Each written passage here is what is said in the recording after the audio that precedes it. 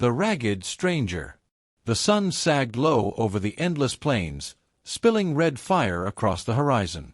Dust curled beneath the hooves of Samuel Keaton's mare as the rancher rode the long trail back from Dry Creek town.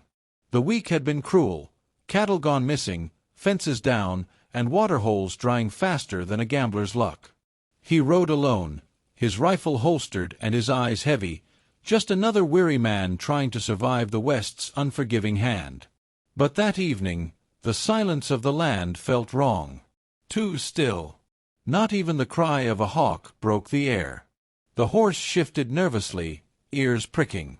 Samuel slowed her to a walk, his calloused hand brushing the worn stock of his rifle. Then he saw it. At first it looked like a bundle of rags dumped by the roadside, half buried in dirt and sagebrush.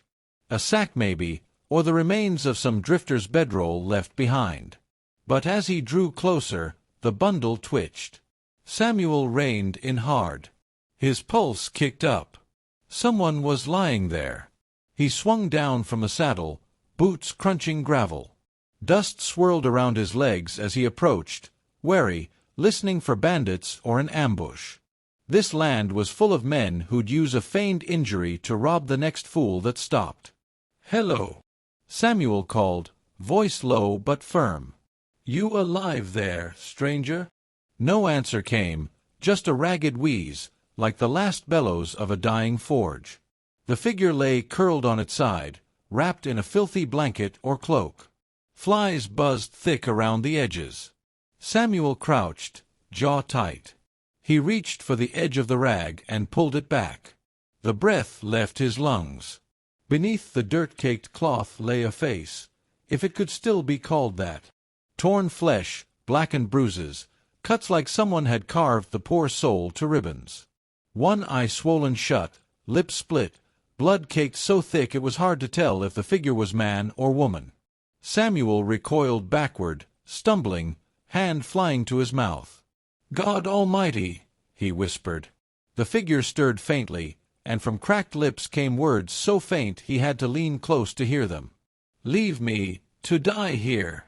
The voice, though hoarse and broken, was unmistakably female. Samuel froze, staring down at her. A woman, beaten near to death, abandoned in the dirt like carrion. For a long moment he said nothing, the weight of it settling on him. He had seen his share of violence in saloon fights and cattle wars, but this was cruelty of another kind.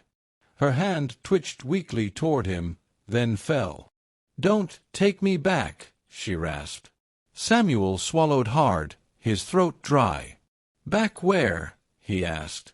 But she did not answer. Her head rolled, eyes fluttering half shut, as though even those few words had cost her the last of her strength. He sat back on his heels, torn. He could leave her. Maybe it was bandits' business. Maybe she'd brought trouble on herself. Out here, a man minded his own or got killed for meddling. But the thought of riding away while she lay there in the dirt gnawed at his gut like a wolf at a bone. Samuel Keaton wasn't a saint. He was a tired rancher with debts and land to hold on to. But he wasn't the kind of man who let a wounded creature die alone on the trail, be it horse, dog, or human.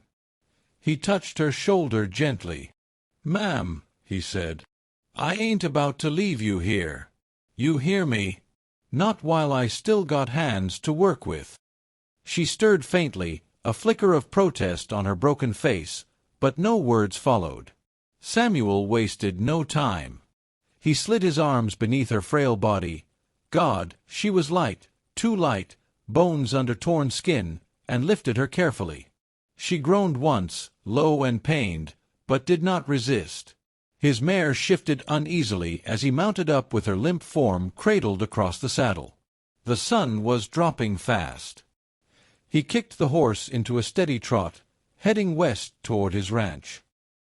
The Keaton spread wasn't much, just a weathered house, a few corrals, and a barn that leaned like an old drunk. But it was home, and it was the only place he could tend to her without prying eyes. The woman needed care, not gossip. He carried her inside, laying her on his own bed. By lamplight he saw the full measure of her wounds, Bruises layered upon bruises, gashes crusted with blood, wrists raw as though from rope. Whoever had done this hadn't wanted her dead quick. They'd wanted her broken. Samuel clenched his jaw until it ached. He fetched water, cloth, and the few medicines he kept, old whiskey, herbs, and bandages left from ranch accidents. Slowly, carefully, he cleaned her wounds, wincing as he uncovered fresh scars and burns. She never stirred, except for one moment when he touched her wrist and her good eye shot open, wild with terror. "Easy," he murmured. "You're safe here. Nobody's gonna hurt you now." She blinked at him, as though trying to measure his words, then sagged back into the pillow. Through the long night Samuel worked. He gave her water drop by drop, washed away filth and blood, stitched one cut as best as he could with shaking hands. She was half dead, but she was clinging stubbornly to life. When at last he sat back, the lamp guttering low, Samuel rubbed his eyes. His body ached, but his mind spun. Who was she? Why had she been left to die? And what devil had carved her up so viciously? He glanced at her sleeping face. Even through the wreckage of injury, there was something there, youth maybe, or the shadow of beauty once carried. But more than that, there was strength. It showed in the way she breathed, each shallow gasp refusing to quit. Samuel Keaton knew then that this was no accident he'd stumbled upon. The West had thrown her in his path for a reason. Whether it meant salvation or damnation, he couldn't yet tell. But one thing was sure, he couldn't turn back now. The first rays of dawn crept through the window, painting her battered face gold. Samuel sat with his rifle across his lap, eyes on the door, waiting for whoever, or whatever, had left her for dead to come looking. And he swore to himself that if they did, he'd be ready. Blood debt. The woman did not wake for 2 full days. Samuel nursed her with water and broth, keeping watch through the long hours. He barely left the bedside except to tend the animals and check the perimeter of the ranch. A man couldn't be too careful. On the 3rd morning, she stirred. Her eyes fluttered open, hazel beneath the swelling, darting across the room until they found him. She tried to speak, but only a dry rasp came.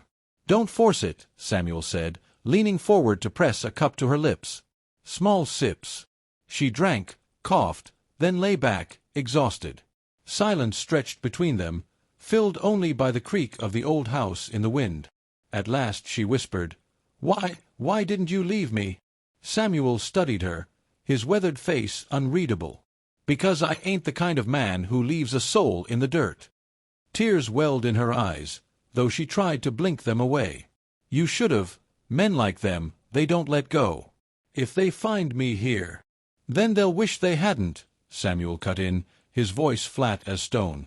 She looked at him a long time, as if weighing his measure. Finally she said, "My name is Clara." Samuel nodded. "Clara. I'm Samuel Keaton. You're safe under my roof." But Clara's gaze shifted to the window, haunted. "There's no safe place, not from them." It was not until evening that she told him more. Her words came in pieces, halting, her breath shallow with the pain of remembering. She had been a saloon singer in Red Bluff, a dusty mining town 3 days' ride north. Her voice had once been her living, songs to soothe drunks and charm gamblers, but her beauty had drawn the wrong kind of attention. A man named Doyle Harker, foreman of the mines, had set his eyes on her. When she refused his advances, he grew cruel. "I told him no," she whispered, staring at the blanket twisted in her hands. "Said I'd rather starve than belong to him. He didn't take it well. His men cornered me outside the saloon, beat me till I couldn't walk. They dragged me out of town, left me on the trail like a dog carcass." Her voice broke, and she covered her face with trembling hands. Samuel's jaw clenched. He had heard of Doyle Harker, an iron-fisted bastard who ran Red Bluff with bribes and fists. Lawmen looked the other way because Doyle owned them. "You did right saying no," Samuel said quietly. "That kind of man only takes till someone stops him." Clara gave a bitter laugh that turned into a sob. "No one stops men like Doyle. He's got 20 riders at his back. I'm just nothing."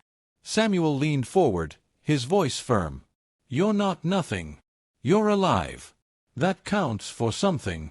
Her tearful gaze met his, and for the first time since he'd found her, a flicker of hope crossed her battered face. The days passed. Clara's strength returned little by little. She could sit up, speak more easily, even smile faintly when Samuel's old hound crawled onto the bed beside her. But shadows lingered in her eyes.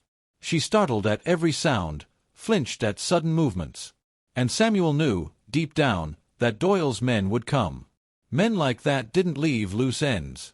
His prediction came true a week later. It was near sundown when the first riders appeared on the ridge. Samuel spotted them from the barn roof. 3 men at first, then 5 more, their silhouettes sharp against the dying light. He cursed under his breath. They came slow, deliberate, not bothering to hide. Samuel tightened his grip on the rifle. He went inside where Clara waited, her face pale as death. "They've come," she whispered.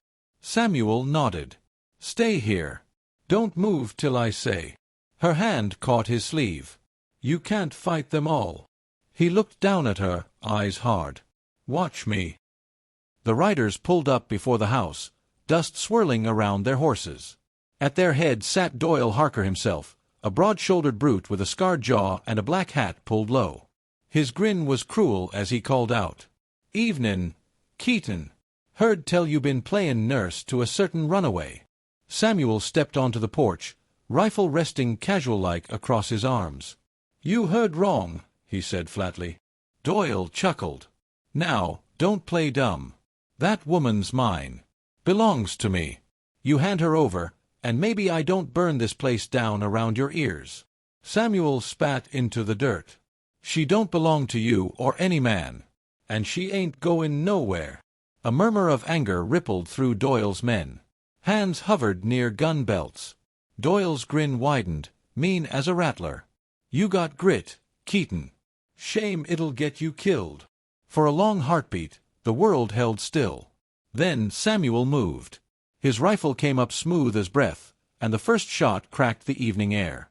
One of Doyle's riders toppled from his horse, dead before he hit the ground. Chaos erupted, gunfire, shouts, horses rearing. Samuel ducked behind the porch post, firing steady, deliberate. The air filled with the thunder of bullets and the acrid sting of powder. Clara crouched inside, hands clamped over her ears, whispering prayers into the quilt. Samuel fought like a man possessed. 2 more riders went down before they could even flank him. But he was only one man, and there were too many.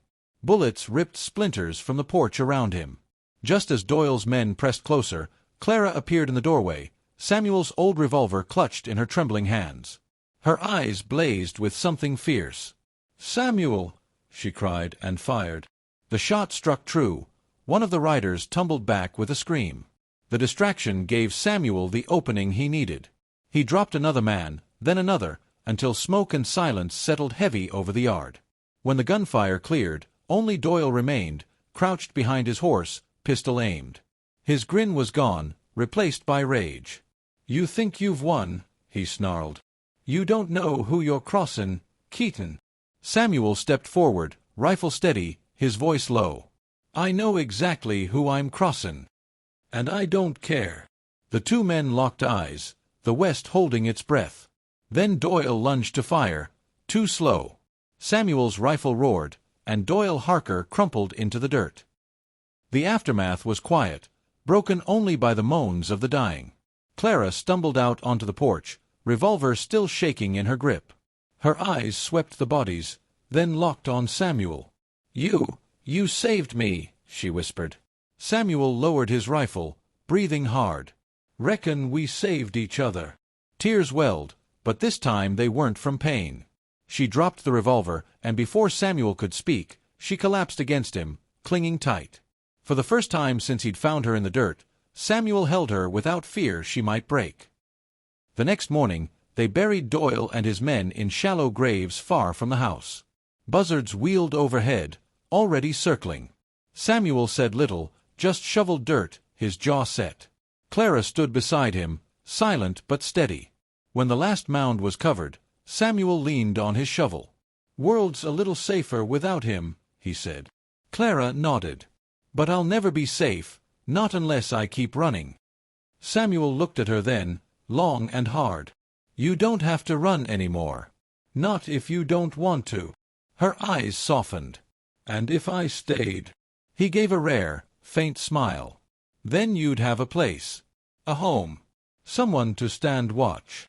For the first time, she let herself smile back, small and trembling, but real. The West was cruel, a land that chewed men up and left bones in the dust. But on that little ranch, two broken souls had found each other.